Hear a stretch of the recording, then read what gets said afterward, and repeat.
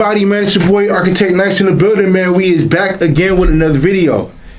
Now, before we even speak about, the Orange Blossom Classic, I first want to speak about, the amount of pressure that may or may not be on Coach Deion. And honestly, well, for me personally, there shouldn't be a lot of pressure. But I think to the masses, there's more pressure than it should be placed on them. And for a few reasons that I can argue for both sides. And number one, he definitely probably has the most talented HBCU team, not just this year out of everybody, but probably the most since probably the 70s of Gremlin State, honestly, if we're being honest. Like, you definitely, Jackson State definitely has the most transfers. You have guys who transferred from Tennessee and Auburn and University of Florida and, Liberty and just everywhere. You had guys that really believe in you enough so you can take them to the promised land. And you have, there are a lot of kids that respect Coach Deion enough to transfer from their big schools to go to Jackson State to be coached by him. And that could be pressure in itself. Every game there's gonna be 60,000 eyes on Coach Deion. And Coach Deion ain't even playing. His two sons, play for him. His younger son is the starting quarterback as a freshman. Where he decommitted from Florida Atlantic. And he playing for Jackson State now. His older son, Shallow, who transferred from University of South Carolina, and now playing for Jackson State. And I didn't even, I spoke about how Florida A&M is creating, a really good secondary. I didn't even think about Jackson State in the secondary that they have. Deshaun Warren, I like C.J. Holmes, Isaiah Baldwin, who else? Shiloh Sanders, and I'm trying to figure out who. I don't know who their second safety is gonna be, but I can assure you, with Coach Deion being the head coach, I'm pretty sure that was definitely his main focus. Was definitely having the best secondary possible. And if you ask me, I think just off talent alone, because I think Deshaun Warren and Isaiah Bowden, just side by side together, I think they're definitely are the best cornerback tandem, in HBCU football. Not just that, but I think in FCS period, they're probably top 10. Deshaun Warren, gotta remember, he was on his way to Georgia, and he could have started. He was on his way to starting in Georgia, and Isaiah Baldwin, is a transfer from Florida State.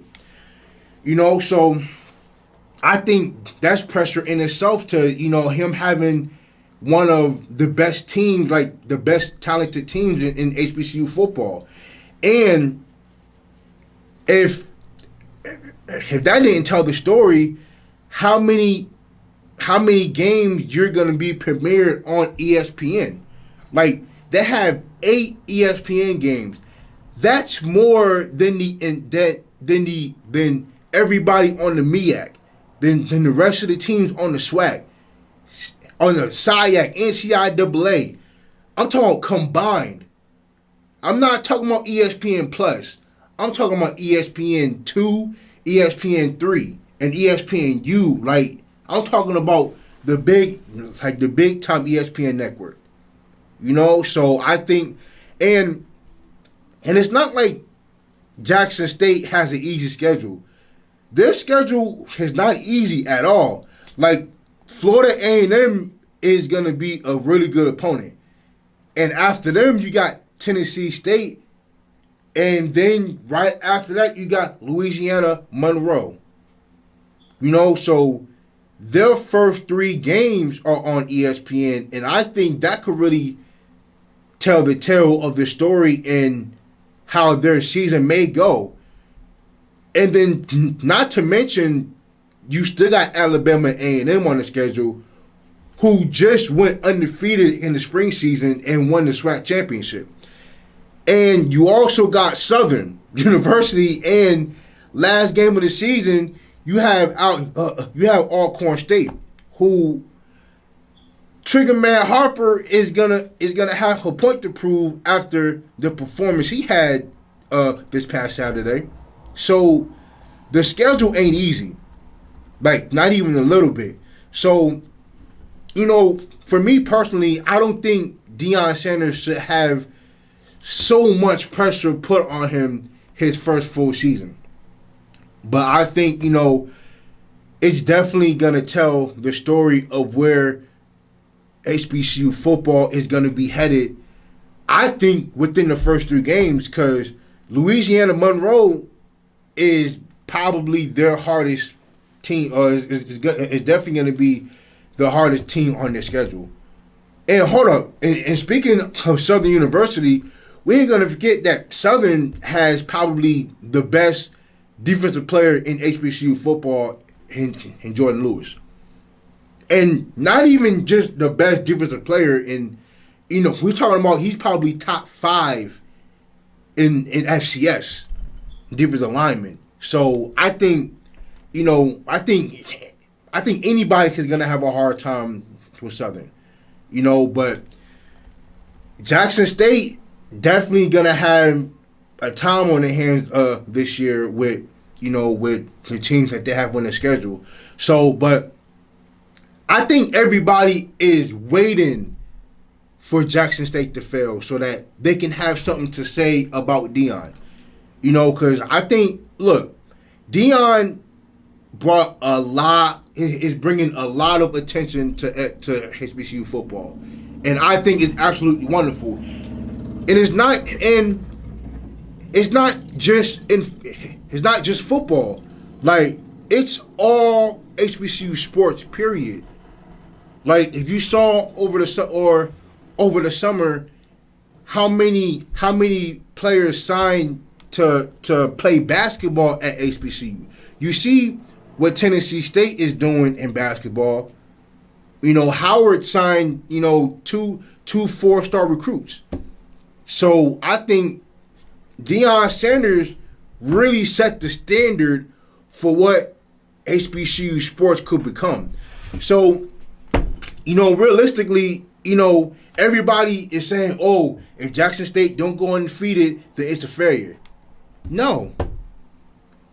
Like, you can't, look, even though I believe for this team to be as talented as they are, this is their first, season together.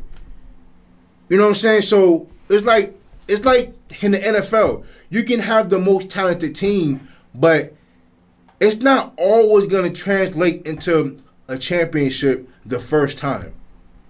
So, we got to give it time. And hopefully, if Jackson State does pull off an undefeated season, then I think it's going to be wonderful. But I think to some people, it's going to be expected because of the players that he have on the roster. And it shouldn't be. Like, Deion Sanders shouldn't have so much pressure put on him his first year. But he is a competitor, and I think he's going to wear that regardless. So I'm really, I'm just really excited to what Jackson State is going to become this year. And look, they are going to have some pressure, but it shouldn't be a lot of it. So I can't wait to see what comes with it, man. So we are gonna talk about the Orange Blossom Classic soon, but you know, we'll see what happens with Florida A&M's quarterback situation. So I'll get back to you guys on that, but.